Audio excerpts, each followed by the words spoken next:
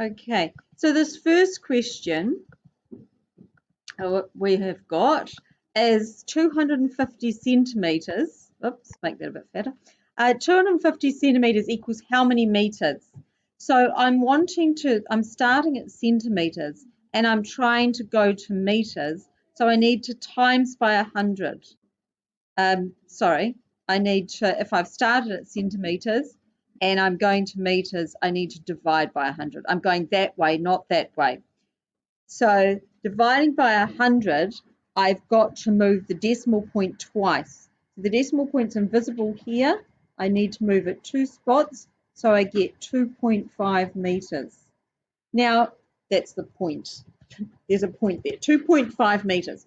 Now, I know I'm like 160 something centimeters tall, and so I'm 1.6 meters. So I can always sort of check with that I know like 250 centimeters, 2.5 meters makes sense. So the next one, I've got grams and kilograms. So here's my grams, here's my kilograms. I'm going from grams to kilograms, so I need to divide by 1,000. So that becomes 0.35 because my decimal point is there and I need to move it 3 spaces. So I needed to go 1, 2, 3. Here I've got 2.2 litres and it's going to mils. So here's my litres, here's my mils. I'm going that way, so I need to times by 1,000. So I need to move my decimal point 3 places to the right. So it's going to be 2,200 mils.